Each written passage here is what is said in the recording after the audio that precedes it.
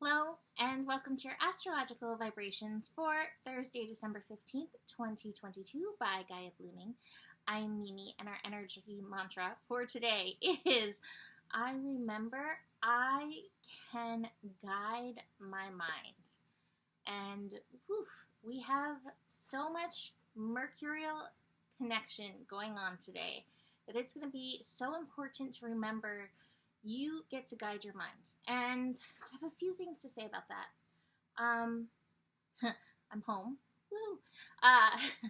The last flight home was, it was very turbulent. I guess there were a lot of tornadoes popping up in random places that we were flying around, and I'm grateful for that.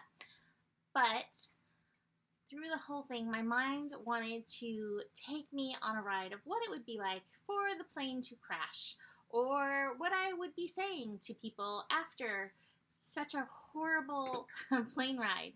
And that's where I had to keep bringing my mind back, harnessing that energy to what I know is true, which is that the universe has my back, that I was being held, that I was okay, and to mantra. And I think we all need to take time to remember we can always bring ourselves back. Yeah, our mind may lead us to crazy places, but we can, to use Joe's quote, steer. We can steer the mind. We can bring that energy back. And so it's important to remember that in this astro energy today. I also want to do a quick little small PSA for all early 1980s babies. I'm one of you. We're all somewhat going through Pluto squares. So basically, where Pluto is in our natal chart is currently squaring where Pluto currently is. We all have early 1980s have Pluto in the final degrees of Libra, and then a little bit later have the beginning of Aquarius. And Pluto squares are one of the toughest astro challenges I have ever gone through. And I bring this up because I was so sad to see the news about Twitch boss today, and I did what I do. I looked at his chart, and he's been in these Pluto squares, among other things. There's a lot going on. One of the things I love about astrology is that it's like, okay, here's the lesson, and oh, by the way, this is a challenge, but it ends. Like, here's the end date where you will start to feel better, and here's what the lesson is. And so please, especially if you're one of those 1980s, I should do a 1980s special.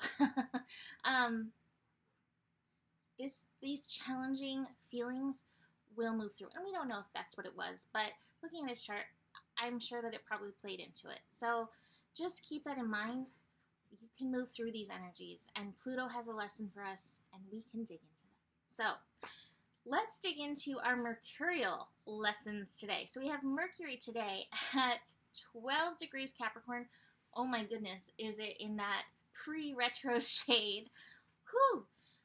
Oh my goodness. My flight stuff yesterday was fascinating. Anyway, today Mercury is connecting to the nodes, both the north and the south node. It is connecting to Chiron. It's connecting to Mars, and it's connecting to the moon.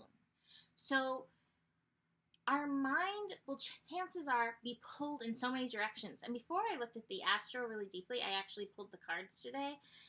So I wasn't thinking that it was going to be super mental. But I got this card, I got the mind card, the exhaustion card. The energies are going to be so super mental. And so reminding yourself that you can steer it where you want to take it will help you. Mercury connecting to the nodes. Remembering we want to lean into North Node energy, the energy of abundance, the energy of trusting that there is enough on this planet, knowing what we value, feeding our energy into what we value. But Mercury will also be connecting to South Node in Scorpio. And so we may have fear energy also popping up. And when you have fear, sometimes you do need to go to that place to address whatever is there. But part of the lesson of Scorpio is like, how am I being called to empower myself through this place? So keep that in mind. Moon squaring Mercury. Actually, that's technically the first transit. Did I say moon squaring Mercury?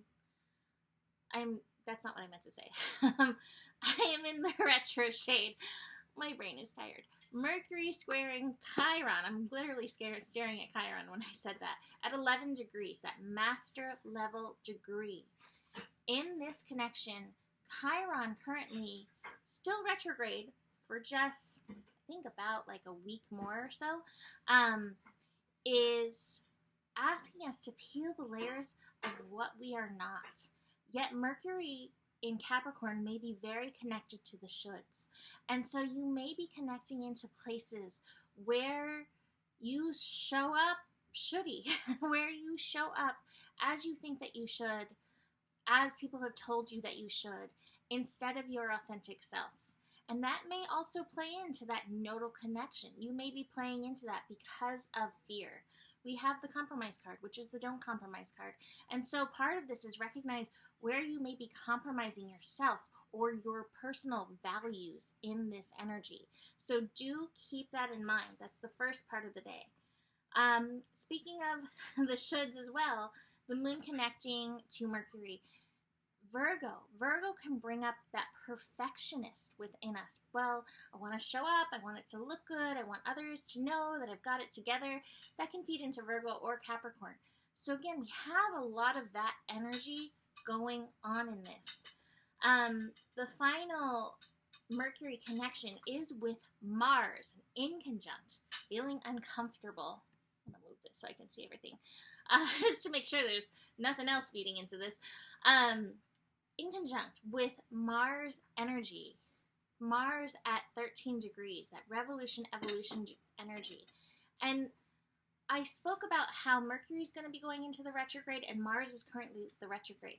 So this is where we need to keep in mind the energy of change and the energy of shift. And knowing that decisions and things that you're learning and making and deciding right now all have potential to change within the next month. So do keep that in mind, because you might be like, I am so sure about this. I am 100% about this.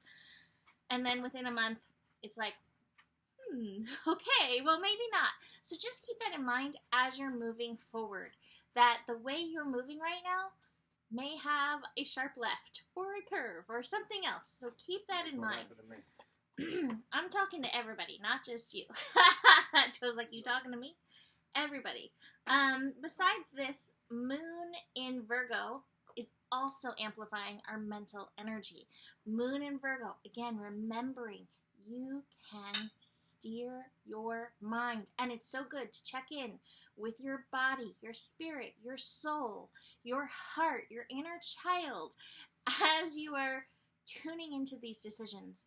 And not just let the mind kind of march forward and take it all over. So Moon connecting to Uranus. Oof, might be a triggery morning. Nothing's going right. This isn't working. That kind of feeling. The Moon's also squaring Mars. And so the Moon might be a part of you that's like, just get it done. Just get it done. And Mars is like, you can get it done, but I swear it's going to change. There's a lot going on, and your patience is required in these processes. Besides these strong mental energies, though, this keeps coming up, the ordinariness card. And I always call this card the, look around for the magic, look around for the blessings. And that's part of steering your mind, is it can be so easy to find what's not working. This is a call to also notice what is working, to support you in leaning more towards what is working. We also have the Outsider, which is a 5 card. So again, more mental energy, but noticing where you may be feeling left out or forgotten, or even pieces of yourself feeling left out and forgotten, whether it's your inner child, whether it is your spirit, your soul, your body. What is your mind leaving out? And bringing in that part of yourself, recognizing that part is an important insider in the unfolding of this all. So, that being said, let's see, what is the question for today? We're going to be winding these up. I'm going to be announcing the winner for the year ahead reading on the solstice, the 21st. Our question today, how How or what are you steering your mind to? Besides that, you can email me, book a reading, mimiclark@gmail.com. The better it gets, the better it gets. There's more than enough love in the world for you. You have the power, and honor your values. Namaste.